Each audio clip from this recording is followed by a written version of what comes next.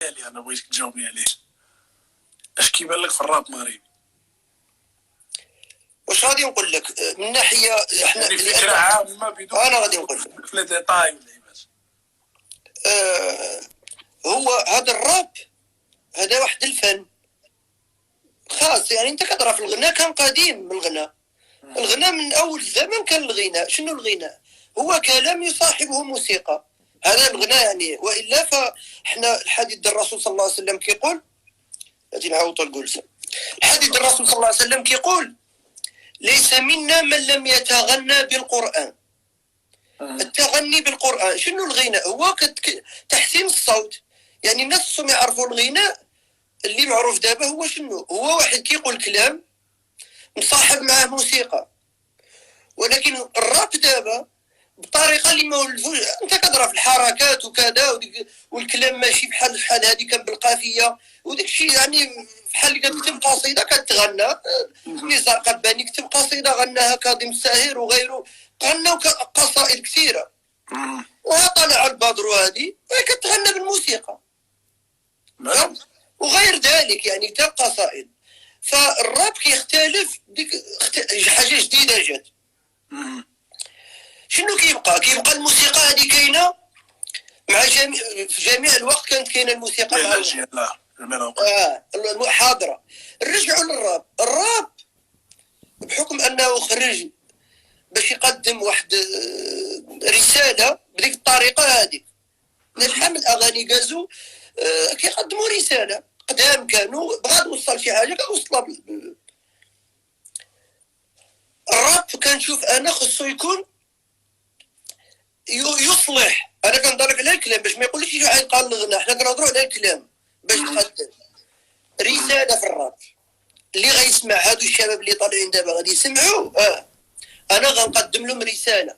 ماشي ضروري انا غنمشي في واحد الطريق. انا نخدم على هادشي. نخدم على القرايه. نخدم على الرجوله. كيفاش تكون حرج. يعني تجيب لقمه العيش ما تجيبش الدل. كيفاش تكون ذكي. كيفاش بلادك البلاد تحب بلادك. لان الفرق بين تحب بلادك وبين تحب الشفاره اللي فيها. لان احنا رجعنا متهمين ما غنقولوا البلاد لا. الناس كتمشي زعما ديريكت انك تبغي المسؤولين. هذه بلادي هذه اخي. هذه بلادي هذه بلادك اللي كبرتي. هذه بلادي انا. بلادي واخا الفقر واخا بلادي. هذه بلادي ارضي انا. الناس ما كيعرفوش.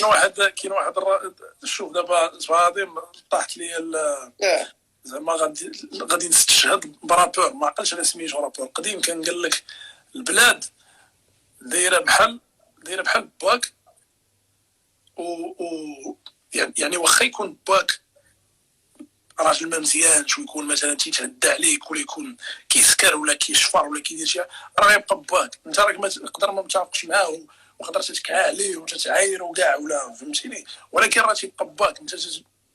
انت ما كرهتيش انه يكون حسن لانه غيبقى ديما باك. راه بلادك غتبقى ديما بلادك ما تقدرش تحيد منك. فهمتيني. ولكن هذا الباك هذا قد يكون هو عنده دم في هذا الشيء. هو عمل لك شي حاجه واخا هذاك كيبقى باك. القضيه ديال الارض ما كتعمل والو. الارض فيها الفلاحه الخضوريه. عندنا البحر عندنا غزاله ما كتضر بوالو. يعني انا ما تلومنيش اذا قلت لك انا كنبغي بلادي وكنبغي. يعني مسقط الراس بلادي واخا نمشي في يمين واخا.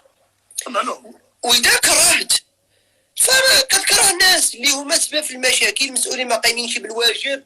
شفاره حقاره ضيعوك. هادو ناس فهما كيتحملوا المسؤوليه. ولكن البلاد كتبقى بلادك.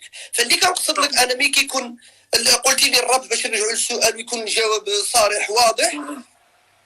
الراب انا حقيقه بزاف الكلمات سمعتهم كيعجبوني مشاو بعيد. لو انهم يوظفوا هذا الشيء هذا وما يمشيوش مع الموجه. يعني ما يمشيوش. وانا نعطيك مثال. واحد قال لي خصك تنزل هذا الفيديو وتتكلم على هذا الموضوع. لي انا في الصفحه ديالك راك عندك مليون ديال الناس في انستغرام ومليون ديال الناس عندك في هذه. خصك تنزل. قلت له شوف ديك مليون ما درتهمش بهذه الطريقه ان بنادم يفرض عليا شنو غنقول. مليون وصلتهم حيت رضوان كيدير اللي هو مقتنع يقول لك راسك.